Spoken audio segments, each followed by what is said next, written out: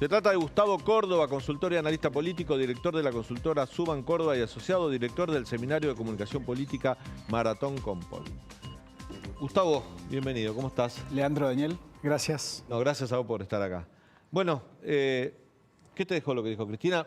Así, a grosso modo, después desmenuzamos. Primero, esta sensación de que la agenda de la política va en una dirección y en una velocidad y la agenda de la gente va en otra, ¿no? Es decir, O sea, la sociedad no tiene esa agenda que planteó Cristina. la sociedad no está discutiendo ni eso, ni lo electoral, ni las peleas internas de los espacios. O sea, la agenda de la gente está parada en la inflación, en llegar a fin de mes, en comer, el tema seguridad. Digo, te diría, poco y nada tiene que ver con la agenda de la política que vemos todos los días. ¿Por qué pasa esto? Porque desde mi humilde punto de vista, la sociedad, como sociedad, hemos evolucionado a partir del impacto de lo digital, a partir de cierta modernidad, y la política no. La política se quedó discutiendo cosas que le interesan solamente a ellos. Por eso hay tanto disvalor en la mirada de la sociedad sobre la política, ¿no? Hoy nosotros hacemos habitualmente dos preguntas. La primera tiene que ver qué emocionalidad o qué sentimiento le despierta el sistema democrático, la palabra democracia. Hoy en la Argentina la mitad sentimiento positivo, la otra mitad sentimiento negativo. Y si eso te parece un mal dato, cuando nosotros le preguntamos qué sentimiento te refiere la dirigencia política, el 78% sentimiento negativo. Ahí se empieza a explicar un poquito el porqué de este divorcio. Claramente la sociedad no se siente escuchada y la política no escucha a la gente, no la escucha. Porque si de alguna manera la escuchara o la interpretara, eso sería un insumo para la discursividad, la narrativa y todas las declaraciones públicas de la dirigencia. Pero entonces, en definitiva, termina siendo un discurso endogámico, o sea, habla para su propio núcleo duro. En definitiva, hoy Cristina le habló a la cámpora, al kirchnerismo y a su votante fiel, que pase lo que pase, la va a seguir votando. Digo, habla a ese 25, 28, no sé, 30%. Cristina, te diría, tiene una característica. Esto que vos decís comparto plenamente, pero además tiene otro público, que es el núcleo duro opositor. La pregunta del millón es esta. Si el núcleo duro kirchnerista se queda sin Cristina, ¿cómo procesa el vacío?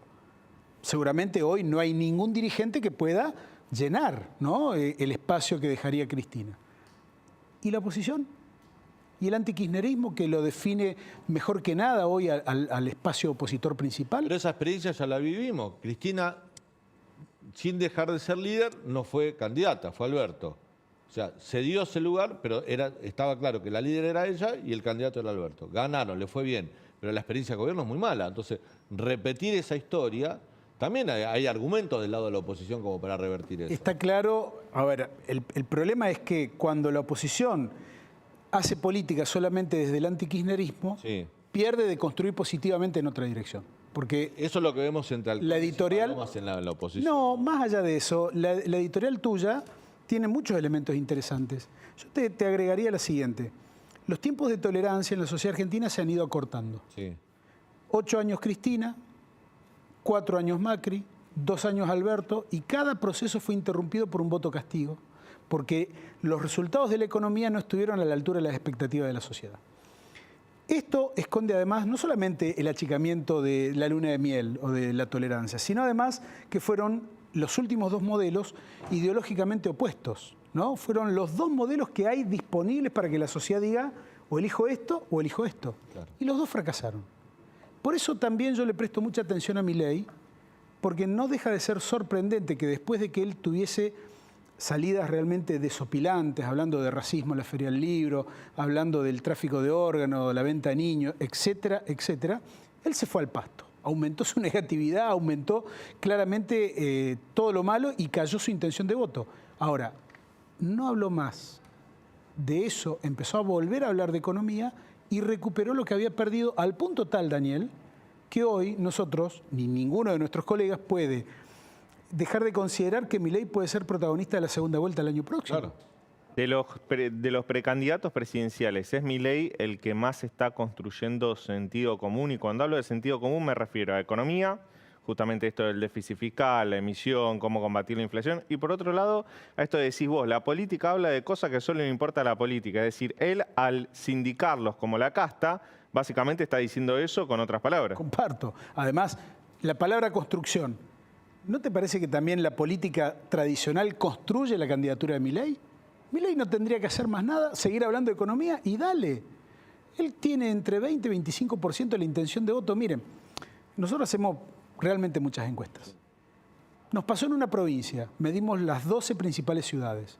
En la mitad, Milei está primero en intención de voto para presidente. No tiene dirigentes en esa provincia, no tiene militantes siquiera, pero Porque tiene votos. Milei representa el descontento de la política. Claro, antes era una cuestión urbana, hoy es una cuestión cultural. El problema es que la política no está presente, no está atendiendo a este fenómeno. Es similar un poco a Pedro Castillo en Perú, es similar a otras experiencias en Latinoamérica, que no es ideológico, no es por derecha o por izquierda, sino que el que menos política tradicional representa, porque la política tradicional Claro, Daniel, puede solucionar el problema de la gente. En Chile, Boric era un outsider, digo, fueron derrotados los oficialistas y los opositores en Chile. Claro. Entonces hay que repensar un poquito cuál es el nexo de la dirigencia con la gente. Porque De hecho, el balotaje en Chile no era un representante ni de la concertación ni de la clásica derecha que había gobernado. Eran la izquierda con la derecha, pero dos outsiders de cada lado. cosa que sucedería en la Argentina si acá no existiese el monopolio de las candidaturas por parte de los partidos políticos. Si vos aquí fueras libre de presentarte de candidato como en Chile, sí, no sé qué pasaría. Entonces, por eso es interesante esta discusión, digo, porque esa reminiscencia de volver siempre a discutir el pasado... El problema es que esas experiencias, bueno, perdón que me meta esto, porque todas las que conocemos, gobernando ha sido un fracaso también, ¿no? Digo, no hay ningún outsider que llegó a la... Lo vemos en Europa también, que llegan a la presidencia y decir, bueno, mirá, vino, no es de la política tradicional, pero ordenó las cosas. Mira, no, la lógica impecable de una persona en un focus group fue Macri, le dimos la llave y chocó la calecita, se la dimos a Alberto, chocó la calecita, ¿por qué no se la vamos a prestar a Milei para que también la choque? Claro. Esa lógica es impecable. De cualquier manera, yo creo que la política tradicional debería un poco revisar esta incapacidad de diálogo, porque en definitiva, más allá de lo que digan a cada lado de la grieta, veo persistentemente esta incapacidad de dialogar, de ponernos de acuerdo. Yo sacaría la inflación y la pondría como política de Estado y los obligaría a que acuerden oficialistas y opositores, política de mediano y largo plazo antiinflacionarias. No existe país en el mundo, Daniel, que haya salido de altos índices inflacionarios sin diálogo institucional. No, claro. Y cuando la escuchás hoy a Cristina hablar de economía, por ejemplo, la propuesta de ella es volver al pasado, a la etapa dorada, entre comillas, de su gobierno, ¿no? Está claro. Pero ella discute esto de que el salario perdió poder adquisitivo, de que el 50-50 no se da más, que el capital se lleva más que los asalariados. Ahí no está intentando construir sentido común entre los votantes de su espacio, el peronismo. Yo cuando escuché hoy el discurso en vivo, cuando terminó, me quedé con la sensación de que Cristina había intentado ganar tiempo. Porque dijo cosas que siempre dice. Y creo que lo logró, porque de alguna manera a sus seguidores les dio el elemento que vos señalabas en tu editorial, ¿no? De que abrió una puerta, abrió una expectativa. Habrá que ver en qué dirección después va la decisión política, ¿no? Pero evidentemente ha dejado una expectativa como para no dispersar ese núcleo que nosotros lo hemos medido cercano al 30%. Ahora, déjame decirte que con el actual diseño institucional electoral de la Argentina, el problema que tiene la actual vicepresidenta es el mismo que tuvo, por ejemplo, Carlos Menem en el 2003. Vos recuerdas que él gana en primera vuelta, pero cuando pasa la segunda, de esos 23 puntos apenas él subía a 27. Entonces, evidentemente, bueno, se bajó. Decía Cristina, dentro del espacio del peronismo, pues hoy el kirchnerismo representa hegemónicamente al peronismo, es la que mide más y es la líder. Pero también tiene un problema para el peronismo, que es que le pone un techo muy bajo, que debe ser este 30. Así es. Ahora, va a ser muy difícil que Cristina supere mucho más allá de ese 30. Por ahí le alcanza para ir a un balotaje, pero es difícil. Quizás en un balotaje puedes subir. El peronismo es un partido histórico que ha tenido siempre un piso electoral alto, nunca bajaba del 40%. En un momento fue... hasta la elección del año pasado. Hasta la elección del año pasado, claro. Ahora, déjame decirte esto. a ambos lados, ¿no? ¿Cuál es el problema de este lado con Cristina? Cristina requiere, para poder tener chance en una eventual segunda vuelta, que la economía brinque de una manera extraordinaria, que pegue un giro tan dramático o que eventualmente la inflación vaya cediendo de a poco hasta llegar allá por septiembre, octubre a niveles razonables. Ese es un contexto en el cual esos 30 puntos que hoy tiene Cristina podrían transformarse en algo más. No te podría decir hoy porque realmente es una hipótesis que todavía la vemos muy, muy difícil, ¿no? Ahora, del otro lado, yo estoy viendo, digo, todavía no se han eliminado las PASO, ni se han modificado, ni han sufrido ningún intento mediante una ley ya tratada, ¿no? Entonces veo peleas que de alguna manera anticipan un clima bastante hostil. Fíjate vos la posición del ciudadano de a pie.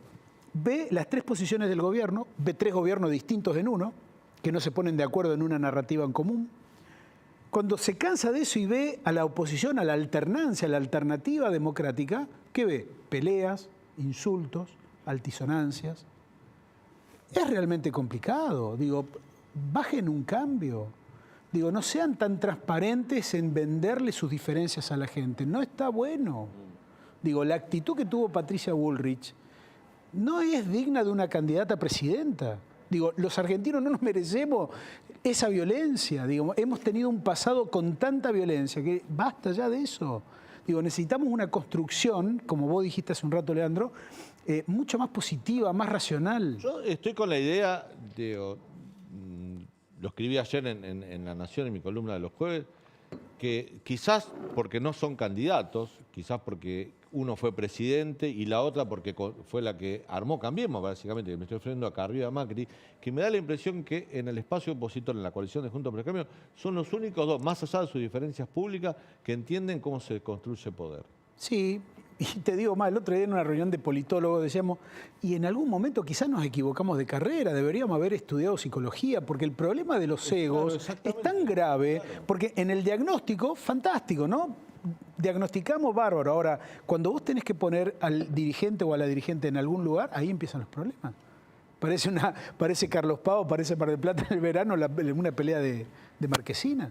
Realmente es complejo. Gustavo, ¿cómo le demostrás al electorado que vos sos el cambio si lo que le estás mostrando es que te matás por la candidatura? Que es lo que hizo la política siempre. Digo, ¿vos creés que la discusión de las candidaturas presidenciales forma parte de lo cotidiano de nuestra gente hoy?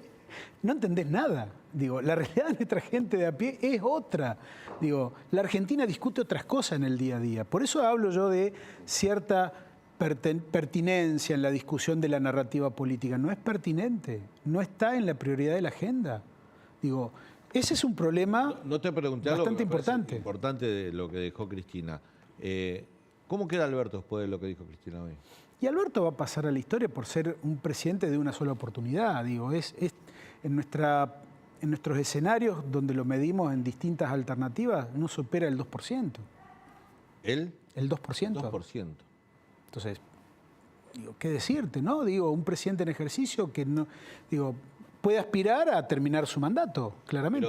Pero Alberto tiene la intención de jugar, ahora ha dado muestras de jugar él, por eso que fue el más reticente a eliminar las PASO, o en jugar a alguien que ponga él. Se hablaba de Daniel Scioli, que Daniel Scioli es mucho más amigable hacia él, porque creo que Alberto lo que no quiere es que lo pasen a cuarteles de invierno, si digamos, si no tiene no muestra un poco de poder al irse del gobierno. Puede ser, es una opción interesante, habrá que ver cuánto mide Daniel Scioli.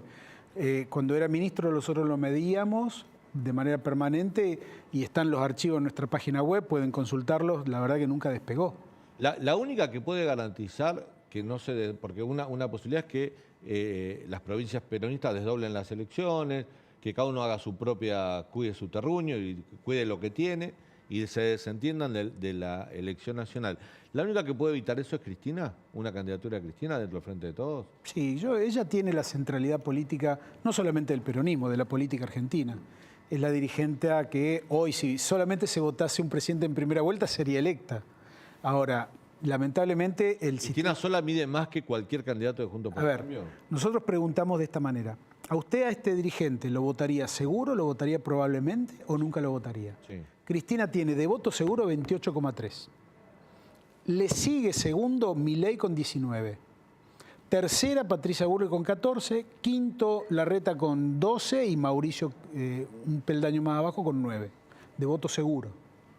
El voto probable es como una especie de complemento. Cristina tiene 5 puntos de voto probable, que en criollo nosotros lo que decimos es que se verifica que ese voto probable solamente se da en un tercio.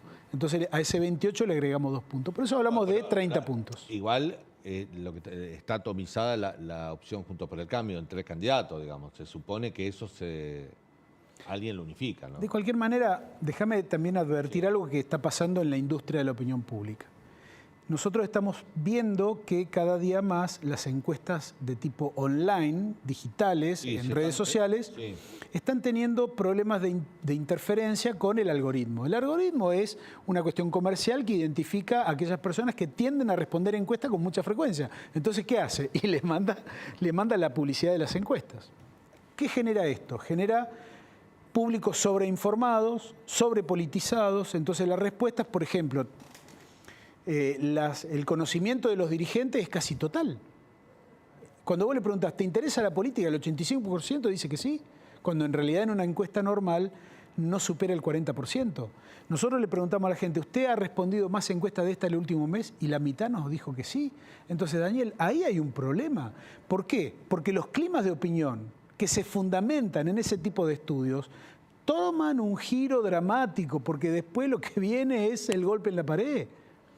Pasó en el 2019 que hubo en la industria de la opinión pública un ejemplo equivalente, cuando todo el mundo creía que Macri empataba con Alberto y perdió por 15 puntos, no perdió por 7 puntos. Entonces, hay que advertir que ciertas encuestas sirven para determinadas cosas. Ahora, las encuestas que se utilizan online para diagnosticar electoralmente van a ser un callejón sin salida. Van a ser un problema, nosotros lo estamos advirtiendo. Hay mucha diferencia en algunos dirigentes en las encuestas online a las encuestas presenciales. Pasó en Brasil. Bien. Y pasó en Brasil que se quejaron mucho de... Marco Juárez, hubo una encuestadora nacional que la pifió porque hizo encuestas online, pero ahí hubo una encuestadora cordobesa que hizo domiciliaria y le pegó exacto. Exactamente, sí. Gustavo, gracias. No, al contrario. Como Gracias siempre. a usted. Gracias por tu visita.